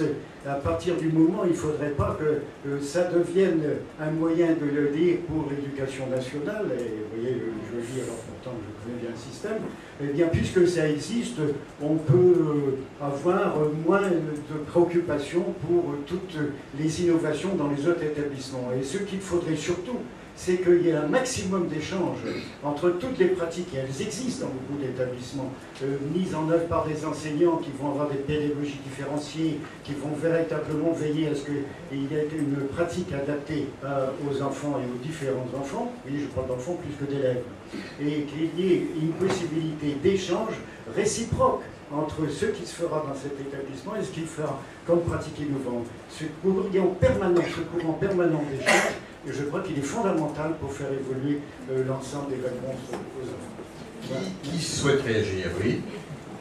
Moi, je veux bien réagir là sur les échanges, parce que dans le cadre de la FESPI, donc ça me semble complètement fondamental. Et d'ailleurs, il y a la majorité des équipes qui sont dans un projet global interviennent auprès des collègues, des équipes qui sont dans des cadres plus traditionnels. Et il y a ces échanges-là, et ils se définissent aussi comme personnes ressources, comme équipe ressources, mais avec vraiment ce souci que ça soit équipe ressources, pas au niveau des individus, mais équipe ressources au niveau d'autres équipes.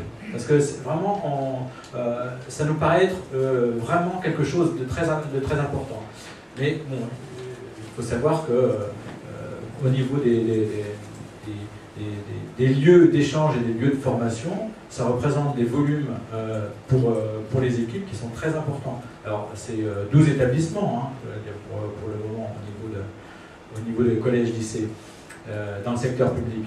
Mais c'est vrai qu'il y a aussi des lieux de rencontres et d'échanges qui sont, on a abordé tout à l'heure, Marie-Bertille parlait des lieux d'échange que sont le café pédagogique, les cahiers pédagogiques, qui sont aussi des lieux où il va y avoir des échanges sur les pratiques.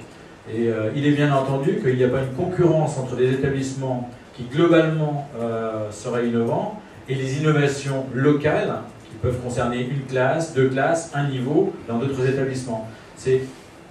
Pour nous, c'est une évidence. Il y a aussi des choses dont il faut se rendre compte, c'est que nombre de choses qui ont été développées, expérimentées, que ce soit au niveau d'établissements innovants ou d'équipes qui travaillent dans les établissements ont été aussi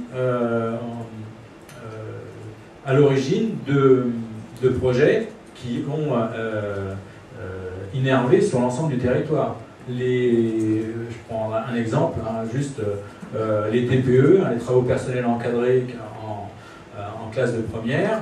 Bon, ça, c'est quelque chose qui est né de l'expérimentation et des échanges qui ont eu lieu entre les équipes d'établissement et les innovants sur le terrain, hein, avec les classes. Bon, il y en a d'autres, on pourrait en parler. Mais enfin, pour nous, c'est quelque chose de fondamental. Il ne s'agit pas de faire une secte d'un côté entre ceux qui font différent et les autres. C'est bien l'idée que c'est un projet politique de penser ça aussi pour qu'on pense globalement le système éducatif. Une intervention tout au fond de la salle. Oui, donc Éric Malo, je suis secrétaire du SGEN-CFDT, c'est-à-dire un syndicat des personnels de l'éducation nationale.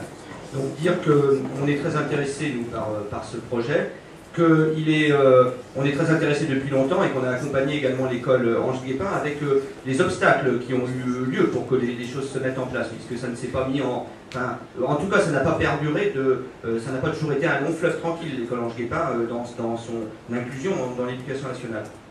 Et donc, pour nous, il s'agit bien de faire évoluer le système, c'est-à-dire de dire qu'on rappelait les enquêtes PISA, on rappelait aussi la qualité. Moi, je suis assez d'accord avec ce que disait Mathieu Orphelin tout à l'heure sur le stress à l'école, sur ne pas s'ennuyer à l'école et tout ça. Il faut réduire les inégalités, et donc c'est bien de le faire pour tout le système éducatif, et pas seulement pour les établissements innovants. Mais si on défend les établissements innovants, c'est qu'il nous semble que ce sont des fers de lance, et on l'a vu d'abord avec l'école Ange Guépin, ce sont des fers de lance qui après disséminent, ça se sait, et vis-à-vis des collègues, ça peut être intéressant. Et je crois qu'il faut faire un lien avec la formation des enseignants, qui a été mis à mal, de bien voir que ce genre d'établissements peuvent être vraiment des centres de ressources et de formation pour d'autres enseignants, et que ça va pouvoir disséminer comme ça de cette façon. En tout cas, c'est le pari qu'on fait. J'en viens à quelques points précis sur le projet. Le où, il est très important.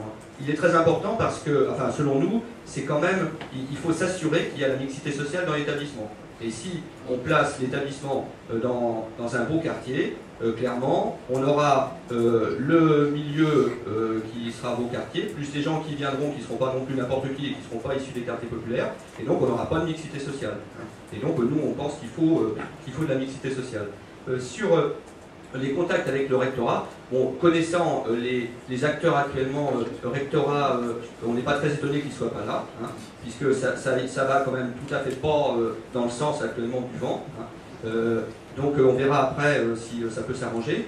Mais il y a beaucoup d'obstacles, effectivement, il y a beaucoup d'obstacles parce que, alors peut-être que, et puis il y a beaucoup de choses trappes, c'est-à-dire l'idée qu'en fait on peut utiliser aussi le projet pour essayer de passer d'autres projets, en particulier sur la nomination des enseignants, qui est un sujet qu'il faut voir avec soin. Hein. Il ne faut pas, il faut pas que, enfin l'idée qu'on a au niveau du SGEN-CFDT, c'est l'idée qu'un projet comme ça, il faut qu'il soit bien admis par l'ensemble de la profession. Hein. Il faut qu'il soit suffisamment parlé pour être bien admis par l'ensemble de la profession, et que ça ne soit pas un épouvantail qu'on agite pour faire toute autre chose à côté. Hein. Et donc, il est nécessaire qu'il soit expliqué, que toute la nomination soit bien expliquée, etc., pour qu'il n'y ait pas de malentendus. Parce que c'est bien sûr des malentendus qu'on a vu un certain nombre d'établissements se casser la figure. Hein. Et autrement, pour finir, parce que je vais pas être trop long, je pense que ça serait intéressant que les syndicats se positionnent dans le projet. Hein. Nous, on est d'accord pour se positionner dans le projet, se positionnent les syndicats de personnel, hein, dans le projet, et que donc on les interroge. André Sirota. Oui, au sujet du recrutement, de la cooptation des enseignants ou de la domination des chargés de direction. Alors je vais faire un détour que certaines personnes connaissent ici, par un hôpital psychiatrique où il y avait un médecin-chef qui était donc dans le courant de la psychothérapie institutionnelle, et puis il a réussi les concours, il a été nommé ailleurs.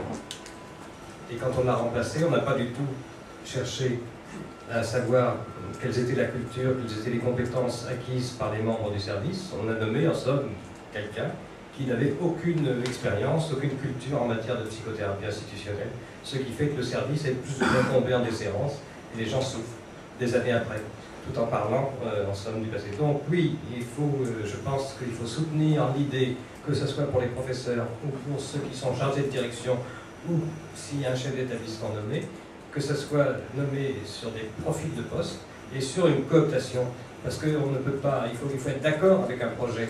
Alors bien sûr, on peut se trouver d'accord à l'expérience, et on peut aussi être d'accord, comme ça idéalement, au moment d'un recrutement, puis après, par la pratique, se trouver en désaccord.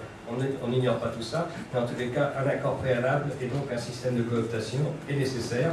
Et bien sûr, ça s'oppose au système de nomination. Et je pense que ça, on peut l'expliquer, contrairement à ce qu'on entend parfois. Une intervention au fond à gauche, oui. Oui, je suis ici, je représente le rectorat. Je vous remercie de nous avoir invités. Malheureusement, je n'avais pas été invitée à la tribune, donc j'étais là tout à fait à l'écoute. Je suis, moi, conseillère académique, recherche, développement, innovation et expérimentation. Et je suis, depuis une quinzaine d'années, l'ensemble des expérimentations qui se développent dans l'académie. J'ai rencontré, avec les représentants du rectorat, j'ai rencontré des membres de votre association et je crois pouvoir dire que ce projet nous paraissait être un projet tout à fait intéressant et que le rectorat a toujours dit qu'il soutenait ce projet dans la mesure où les collectivités territoriales proposaient un lieu d'implantation de cet établissement scolaire-là. Tout le monde est d'accord. Voilà, alors maintenant, une fois que l'on a dit ça, se pose, je reviens sur les innovations et les expérimentations que nous avons dans l'académie. C'est vrai qu'on a déjà dans cette académie 2 établissements qui sont expérimentaux. L'un a été créé en même temps que Hérouville-Saint-Clair. On en a un deuxième sur la Sarthe, au Mans, qui a été créé il y a maintenant une douzaine d'années. Donc ces établissements, nous les suivons de près, tant sur le plan de la réussite éducative que de la réussite scolaire. Alors en termes de réussite éducative, je crois qu'ils ont montré leur intérêt. On s'interroge parfois sur la réussite scolaire des élèves qui en sortent. Donc là, ça reste encore un point d'interrogation. Pour parler des établissements et de la politique rectorale actuelle, la politique rectorale actuelle est une politique extrêmement volontariste par rapport aux innovations et à la prise d'autonomie des établissements. Nous avons actuellement un audit et une enquête de l'inspection générale qui est actuellement dans les établissements pour voir les marges de manœuvre et d'autonomie que les établissements ne prennent pas. C'est-à-dire que dans nos établissements actuels, ils ne prennent pas toute l'autonomie qu'ils pourraient prendre. Alors donc, par rapport à ce collège-là, et on en a débattu, s'était posé la question de l'implantation dans des collèges actuels, mais là, on se heurtait, et vous êtes heurtés, je crois que vous avez tenté cette expérience, mais sur le fait qu'il y avait une antériorité et que les collègues qui étaient dans ces établissements-là étaient déjà sur des projets pédagogiques et que ce projet-là venait peut-être questionner leur propre projet. Donc là, peut-être que la situation est différente dans la mesure où vous pourrez créer ex nihilo votre propre pédagogie. Par contre, se pose la question que le nombre de postes qui sont attribués à l'académie est un nombre de postes qui est fixé. C'est-à-dire que le recteur négocie avec le ministère un nombre de postes et qui tient compte du nombre d'élèves. Voilà. Et donc, ces postes ils sont en nombre limité. Donc effectivement, s'il y a création d'un collège, ça signifie par là même que les postes seront prélevés ailleurs. Ceci dit, les élèves seront également prélevés ailleurs. Donc, il s'agit d'un redéploiement, il faut penser à un redéploiement qui n'est pas toujours peut-être complètement simple. Merci. Voilà. Merci. Non, mais c'est un image très intéressant. Alors, il y a une forêt de mains qui se lève. Alors, monsieur tout au fond, oui, qui lève la main depuis longtemps. Pas tellement longtemps, parce que je m'excuse, je me suis arrivé en retard, parce que j'ai été invité, alors je ne sais pas qui, à France 3, j'arrive de France 3, où je pensais pouvoir évoquer largement le projet de collège-lycée sur Nantes. Malheureusement, en 2 minutes 30, Eh bien, évoquez-le ici, là. Les consignes qu'on m'a données, je ne suis pas allé très loin, désolé. Je voulais juste reprendre quelques idées. L'idée du transfert de nos expériences, de nos pratiques pédagogiques. Alors, sur les écoles Freinet, on a toujours été vigilant au transfert de pratiques. Hein. Le problème, alors à la fois au transfert de pratiques et à la fois dans la formation. Le seul problème qu'on a aujourd'hui, et pas que d'aujourd'hui, c'est qu'effectivement on nous isole facilement. Je vais prendre 2 exemples. Premier exemple, une recherche, alors oui, excusez-moi, François Leménaès, directeur d'école, je suis dans Freinet. Mais ne faites pas une intervention de 10 minutes. Non, excusez-moi. Donc j'étais sur le... Voilà, deux exemples. Je ne sais pas si vous avez évoqué l'expérience de Mont-Saint-Barreul. L'équipe Freinet suivie par une équipe de recherche pendant 5 ans, 10 chercheurs. Aujourd'hui, c'était missionné par le ministère. Aujourd'hui, c'est dans une poubelle. Hein. Un livre est sorti. Qui en parle? Personne. À part nous, bien sûr. Deuxième exemple, nous étions un certain nombre dans la formation. Aujourd'hui, on peut se compter dans la formation. On nous a sanctionnés et on nous a exclus de la formation. Moi, le dernier, d'ailleurs, l'année dernière. Hein. Donc, voilà. Alors, je vais juste rebondir sur le rectorat, la place du rectorat dans cette histoire. Parce qu'effectivement, aujourd'hui, c'est bien beau de suivre des projets. Alors, je connais bien Christine Malta parce que j'ai travaillé à l'université avec elle sur l'innovation. Hein, on connaît bien le rectorat qui suit les projets. On ne demande pas au rectorat de suivre le projet, on demande de nous aider à ouvrir. Hein, et c'est très différent. Hein, c'est très différent d'essayer, effectivement, de mettre en place une véritable innovation aujourd'hui. Je ne parle pas des innovations du rectorat, on les connaît.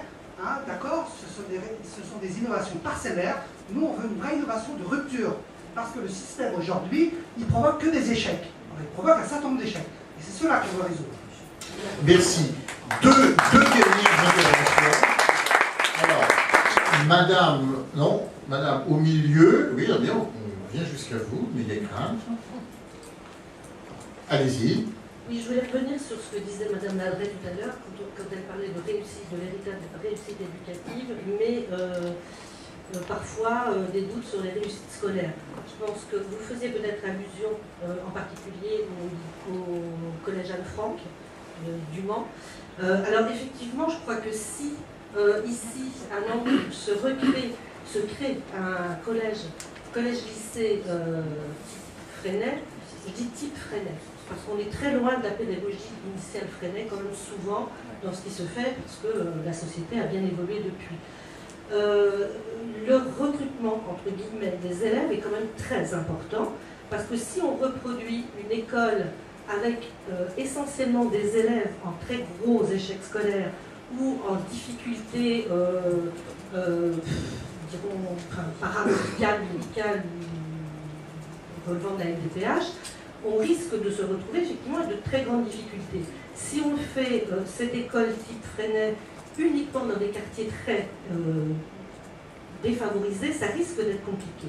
Si on les fait en centre-ville, on fonctionne pour une élite qui de toute façon réussit à l'école. Moi, je donnerais juste ma petite expérience parce que je suis élève d'école Freinet dans les années 70, que j'en ai gardé un très fort marquage, que j'ai continué à travailler dans l'éducation nationale et que j'ai fait un choix qui est vraiment un choix de mission, vraiment. Et c'est vrai que quand on a été élevé dans ce type d'école, il en reste quelque chose. Même si effectivement on peut être détruit en arrivant au collège à un certain moment, on se reconstruit parce qu'on a appris les bases et qu'on est autonome. Et je crois vraiment que si ça existe à Nantes, il faudra sûrement s'emparer de ce qui existe dans d'autres villes pour voir quelles sont les réussites, mais aussi les difficultés. Et la difficulté qu'évoquait Madame Ladret est réelle. pour avoir un petit peu vu des résultats d'élèves sortant du collège Anne-Franck, tout n'est pas forcément réussi. Donc il faut peut-être penser à une véritable mixité. Voilà. Madame, au fond... Et pour revenir, je suis tout à fait d'accord avec monsieur, c'est que si des enseignants ne sont pas cooptés, engagés, on n'arrivera pas à grand-chose. Madame, au fond, à gauche, je suis désolé, ça va mettre un terme au débat. Oui. Ben justement, ça tombe bien parce que l'année dernière, je suis allée, j'ai contacté ceux d'Anne-Franck. Je travaille au CMEA et je suis militante au CMEA. Et donc, je les ai contactés pour le festival Film Éducation et c'était impressionnant parce que c'est le premier collège que l'on ait contacté où on m'a répondu, eh bien, ce sont les collégiens qui vont décider le film qu'ils vont aller voir. Donc, ils se sont entendus, après ils se sont organisés entre eux pour faire un compte-rendu et c'est quelque chose que j'ai trouvé impressionnant. Ensuite, cette année, la même chose à Saint-Nazaire au lycée expérimental, au comité de pilotage. Qui c'est qui vient au comité de pilotage? Ce n'était pas seulement une personne de l'équipe éducative, mais c'était aussi plusieurs personnes qui se mettaient sur un projet et qui sont en train de mettre un projet en place. Alors, moi, je trouve ça quand même extraordinaire d'avoir une expérimentation qui peut se mettre en place à Nantes, où enfin, il y a un espace de parole, de démocratie, de valeurs populaires, d'éducation populaire, qui soit partagé par tous. Je trouve que c'est quelque chose d'indispensable pour une ville comme Nantes. Et juste une petite parenthèse, il me semble, enfin on se connaît aussi toutes les deux, sur le secteur innovation, sur le rectorat, il y a des fonds. Il y a des fonds nationaux qui sont pour ça. Et donc, il faut chercher l'argent où elle est pour pouvoir mener à faire des expérimentations. Moi, je crois qu'il faut se battre partout pour que des expérimentations fassent pour qu'on soit dans la réussite éducative. Voilà. Merci. Est-ce que tel ou tel des propos qui viennent d'être tenus suscite une réaction Donc, d'abord, je pense qu'en effet, il faut qu'un établissement, en somme, reçoive un public tout venant. Mais pourquoi pas un public particulier?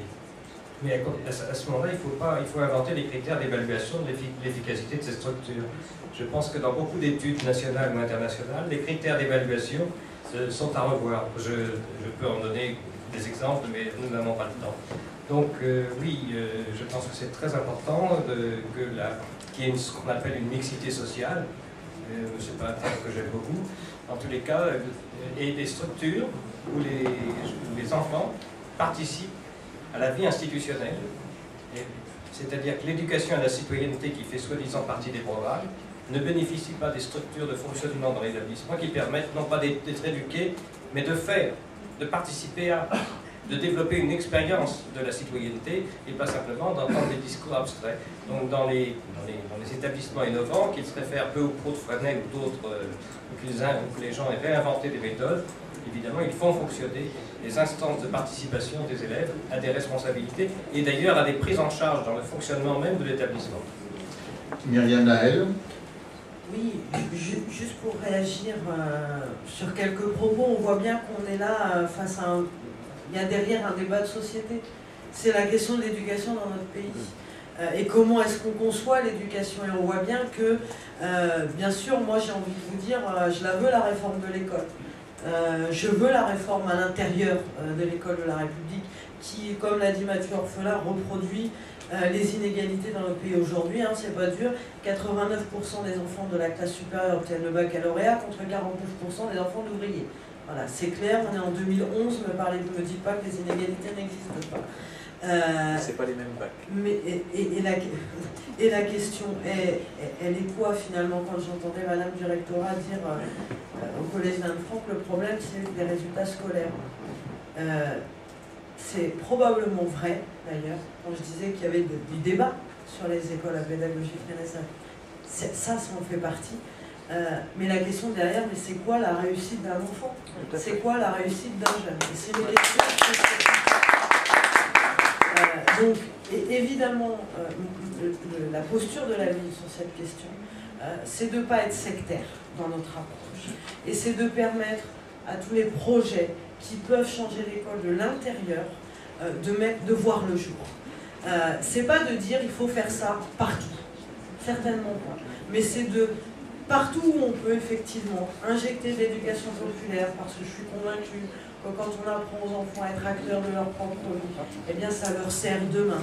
On est quand même dans une société où on a besoin de rebondir. On voit aujourd'hui, on entend, quand à 45 ans on se retrouve au chômage et qu'on n'a pas l'habitude de rebondir parce qu'on n'a pas été formé à, et bien que c'est difficile à 45 ans d'aller à la NPE au Pôle emploi et de se faire entendre dire qu'il faut retourner en formation, mais parce que tout simplement notre société ne nous a pas appris à. Alors qu'aujourd'hui la génération, la mienne déjà, et celle qui arrive aura besoin de savoir rebondir toujours et toujours. Et je crois que c'est ça au cœur de notre débat ce soir, c'est qu'est-ce qu'on veut demain, quelle société on veut, quels enfants on veut former, pour quels adultes demain. Alors on ne va pas répondre à toutes ces questions-là par le projet Célestin, on est bien d'accord, c'est un élément parmi d'autres, et on voit que le débat est ouvert, et quand je disais pas d'engagement sur la durée, on a envie, les trois collectivités ont envie, le rectorat a envie, je l'entends. J'ai noté. Maintenant, on voit bien qu'il y a du débat sur l'implantation. Vous voyez qu'on n'est pas tous d'accord sur l'implantation. Tout à l'heure, tout le monde disait quartier populaire, oui. D'autres qui connaissent bien les quartiers populaires, Madame la principale adjointe du collège Stendhal à Nantes-Nord. On voit qu'il y a du débat, on voit qu'il y a des choses, des questions à se poser de manière sereine, sans polémique. Ce que l'on veut, c'est l'intérêt des enfants, l'intérêt d'avoir différentes formes, différentes pédagogies sur le territoire nantais et de continuer la diversité sur le territoire. Alors, tout débat suscite des frustrations. Je ne vais pas pouvoir donner la parole à ceux qui lèvent la main maintenant, car nous avions prévu de terminer à 20h. Le débat pourra se poursuivre de manière informelle autour d'un verre et de petits gâteaux. Et maintenant, je passe la parole à Philippe Audic, qui veut susciter un autre témoignage et qui va conclure. Oui, merci. Je vais demander à Hélène Ernoul, qui est dans la salle, de venir sur la tribune. Elle porte également un projet d'école innovante, qui est une école multilingue, qui donc est destinée évidemment à changer les méthodes d'apprentissage des langues. C'est un projet dont on reparlera. Il n'a pas l'ancienneté du projet Célestin qu'on a évoqué tout au long de la soirée. Il est tout récent, mais je voulais profiter de cette rencontre ce soir pour qu'elle puisse présenter son projet, sachant qu'on fera également certainement un débat autour de ce projet dans quelques mois. Merci Hélène, en 3-4 minutes. Hein. D'abord vous dire que c'est avec enthousiasme que je vais vous remettre un bulletin d'adhésion tout à l'heure, parce que justement le projet que je porte reprend des grands principes de la pédagogie Freinet, notamment tout ce qui est différenciation, individualisation des parcours, le bien-être de l'enfant, sa réussite dans la vie. Donc sur ça, on est entièrement d'accord. Ce que je rajoute moi dans mon projet, c'est le multilinguisme. Donc en plus des objectifs de l'éducation nationale, je voudrais que les enfants qui sortent de l'école soient trilingues, puisque nous sommes dans un environnement international européen. Donc le multilinguisme et les nouvelles technologies associées aux grands axes de la pédagogie que vous-même vous essayez de mettre en place. Donc c'est vraiment, je suis enthousiaste de voir que ça commence à bouger, que les gens réagissent, qu'ils disent qu'il faut changer quelque chose. Et voilà, à ce titre-là, j'adhère entièrement à ce que vous mettez en place. Et moi-même, de mon côté, j'essaye aussi de mettre en place des choses, sachant que je suis enseignante d'anglais dans un collège public aussi dans la région. Alors il faut dire comment s'appelle l'école et où est-ce qu'on trouve le bulletin d'adhésion alors. Alors l'école s'appelle EMULI, École Multilingue Innovante, voilà. Et le bulletin d'adhésion sera bientôt en ligne sur emuli.fr. Le site est en cours de construction et ne devrait pas tarder à être en ligne. Voilà, merci Hélène pour cette présentation très rapide. Je pense qu'on aura l'occasion de revenir ici même sur ce projet. Donc, je voulais vous remercier tous les intervenants de vos contributions et vous les participants. Il y a une réelle mobilisation autour d'un projet comme celui-là et on a confiance puisque manifestement l'ensemble des partenaires sont prêts à le soutenir, même si encore une fois, il y a certainement un certain nombre d'obstacles à lever et un certain nombre de questions à résoudre. Voilà, merci à tous et je crois qu'il y a effectivement un petit pot pour ceux qui peuvent encore rester échanger.